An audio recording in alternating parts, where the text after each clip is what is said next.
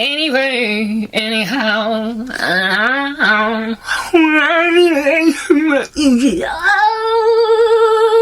Because a song is a song is a song. It doesn't matter whether or not it doesn't have direction, okay? What? In heaven, it's all worship. Is acceptable before Emmanuel insofar as I'm doing it in service to him. Amen! Right, so the last part we were talking about Hitler and how it is that the dude like totally knew what he was doing, and so he like hid people, you know, from like his sight when he was like, I don't know, killing them.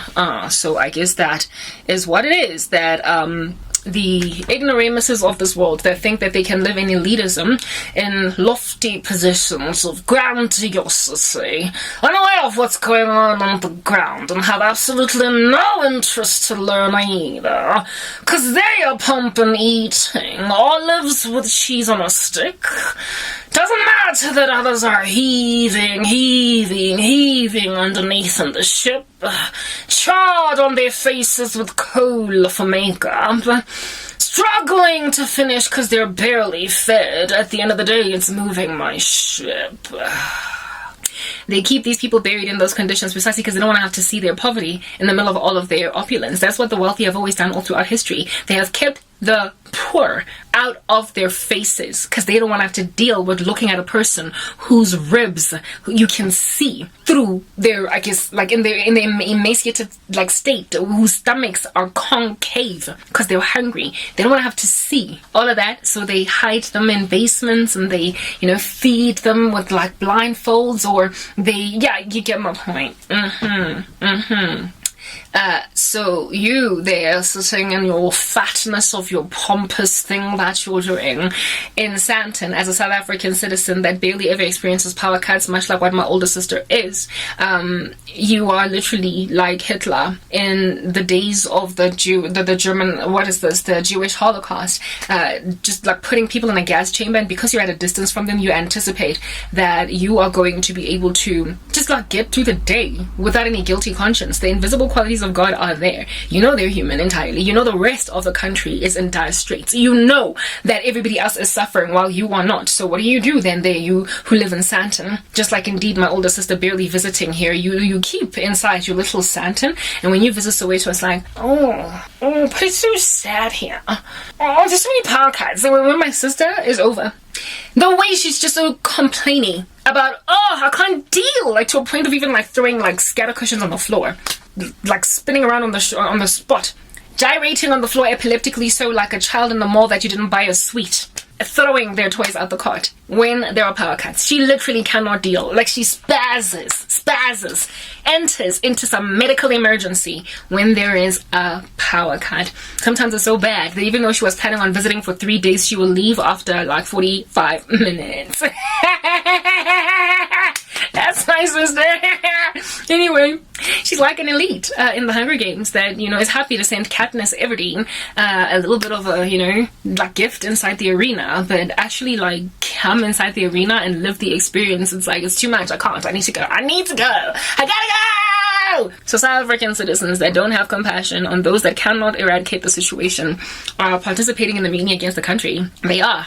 Government officials are like Hitler. They gas the rest of the nation from a far distance and anticipate that nothing is wrong. However, this is the sorrow of these individuals. Like, you know, it's always so pitiful and so sad when the mighty fall, because it's like vigilantic activity over a criminal in the city, in the country, in the village, in the street. You know how when they like stone the dude to death or they necklace him with a tire, it hurts to see them cry when they like scream, but they raped a child, they raped a baby. So when then they get like handled, beaten by the villagers, it's like they had it coming, but at the same time it's like, but that's a human being. Who wants to hear a person wail in agony over being tortured vigilantically? So when government officials or when people in an elite position within their fascism that benefited from an oppressive system, when they finally get brought to book, it's just so sad to see them get handled.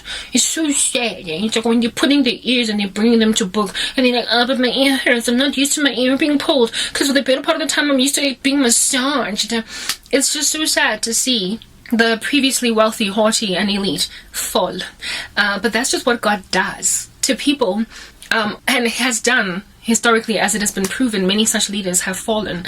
It's sad when you watch it, but God does it ultimately because that is holiness in him that brings down that justice on behalf in taking care of the masses, on behalf of such masses as those. I mean, look at the president of Sri Lanka. How sad it was for him to just keep on running away from people that were busy swimming in his swimming pool. It's like, oh, but he's so used to being rich, and now he's like on the run and stuff. He's a fugitive in his own land. He has absolutely no refuge anywhere. Oh, poor Sri Lankan president. I'm so come on, you're human. But according to the Sri Lankans, he's a human. I don't have power. He's a human. I don't have electricity. He's a human. I don't have petrol in my car. He's a human. I don't have food in my stomach. He's a human. I do not have basic human rights fulfilled. I don't have basic needs. I don't have water running in my tap at home. He's a human, and he is living in such a gargantuan mansion with such a mighty swimming pool that I, for the life of me, cannot fit all of my neighborhood in it without leaving behind still a wing of the house unoccupied. And his swimming pool is full of water that we are not quite getting fast enough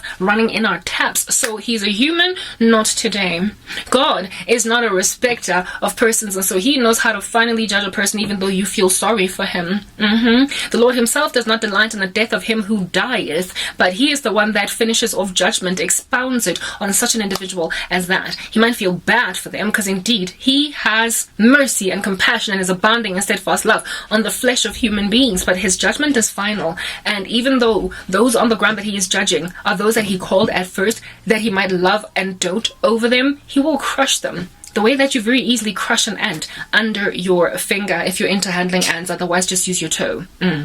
That is what it is under heaven that the elite ultimately face, or those that stood by them, that supported them, that proliferated their agenda, or that felt comforted by the fact that at least they, and they alone, in the whole country were the only ones that had electricity. They get squashed under the wrath of a population that is fed up. And it doesn't matter that Karabo will feel sorry for Cyril Ramaphosa on the day that he gets converted into the Sri Lankan president running away. Like, it doesn't matter, because at the end of the day, when God judges, he judges finally. He has given calls, do you understand, to repent, many of them over the years, and they have chosen not to. If they had repented, they would have been given amnesty. They might have indeed been made to step down, but they would have still kept their mansions. They would have still kept their comfort. But when a mob is bringing or cooing a president, he has to even leave his own country. And this nation is literally headed in the whole disaster that happened with Auschwitz. Hitler could not face tribunal to a point where rather than, I guess, face the music, he killed himself because he knew that people on the ground would be merciless. Though if he had repented and given his life to Christ, he might have been given amnesty in the sight of Jesus, even though the world would not have forgiven him. He might have actually entered heaven if on his dying day he said, God, I am sorry, and chose not to pull that trigger, but chose to face the music. Even if the music meant he would have gotten assassinated. He would have literally entered into heaven, having been a tyrant of history. But he chose to knock himself out because he understands what happens when you ignore your conscience for a very long amount of time, and people finally bring you to book for being a tyrant, a messy one at that brought about a carnage, the scale of which is unfathomable for us down here in these streets that have not seen murder at that level in our lifetimes. That's just what happens to the wicked. They get brought low quite violently and very devastatingly and ever so suddenly. And you who lack compassion for them, but for the masses on the ground that in the run up to their redemption coming from the Most High, while the matter is ramping up and God is bringing, I guess, the man that he has risen up, or the woman that he has risen up to free the masses. While that whole process is happening, you're busy hiding, or you're busy hoping that nothing gives. You're busy supporting a regime that is oppressive to the majority of people on the ground. You are going to fall with that whole structure, with all of it. You are going to plunge, do you understand, with all of it. And when then you are brought to book as a conglomerate, those of you who just gazed upon the travesty and did nothing and did not wag your heads even at the slightest, you're going to be made to account and be accounted with the infidels that did that.